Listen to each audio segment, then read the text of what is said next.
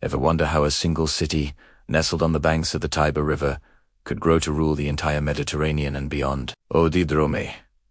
Starting as just a small city-state, become the most powerful empire the ancient world had ever seen. It wasn't just luck. It was a centuries-long masterclass in military might, political genius, and brilliant engineering. Let's dive into the story of Rome's incredible rise to power. The heart of Rome's power was its army. The Roman legion was a force unlike any other. These weren't just soldiers. They were highly trained, incredibly disciplined. They were masters of battlefield tactics, but also engineers who could build bridges, forts, and siege weapons on the fly. This military machine wasn't just for defense. It was an engine of conquest.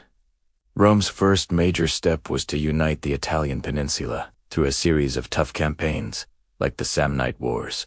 Rome either conquered or formed alliances with its neighbors, bringing all of Italy under its control by 338 BC with a unified home base. Rome was ready to look outward. Their gaze fell upon the other great power in the Mediterranean, Carthage. This rivalry sparked one of the most famous conflicts in all of history, the Punic Wars.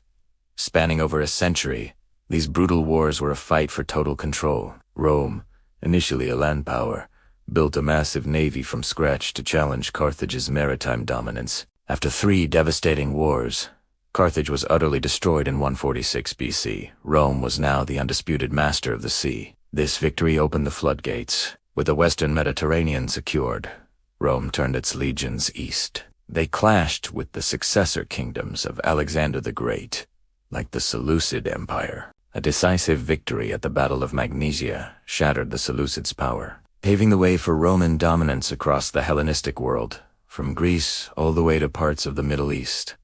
But military conquest is only half the story. Rome's political innovation was just as crucial. The Roman Republic was a flexible system of governance with checks and balances.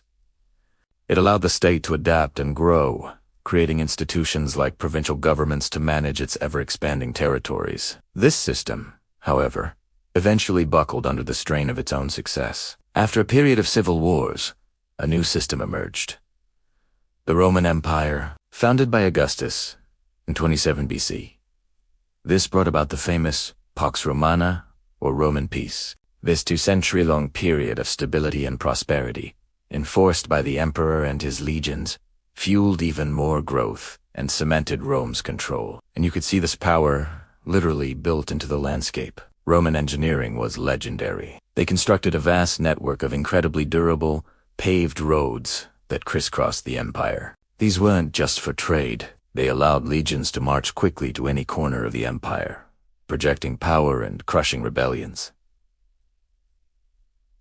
Then there were the aqueducts. These marvels of engineering carried fresh water for miles, allowing massive cities like Rome itself to flourish with populations of over 1 million people. This infrastructure wasn't just practical. It was a statement. It showed the world the power, wealth, and permanence of Rome. This whole system was funded by the spoils of war. Conquered lands brought immense wealth, from precious minerals like gold from Dacia to tribute payments and new trade routes. This economic engine funded the army, the construction projects, and the administration of the empire. Finally, Rome spread its culture. The process of Romanization saw the adoption of Roman law, the Latin language, and architectural styles across the empire. This created a cohesive identity, binding diverse peoples together under a single, powerful state. So, Rome's transformation from a city to a superpower wasn't a single event. It was a relentless, centuries-long process of military dominance, smart governance, and incredible engineering. It was the combination of all these factors that allowed Rome to build an empire that would define the ancient world and leave a legacy that still echoes today. Thanks for watching. If you enjoyed this journey back in time, be sure to hit that like button and subscribe for more deep dives into history. Let me know in the comments what historical topic you'd like to see next.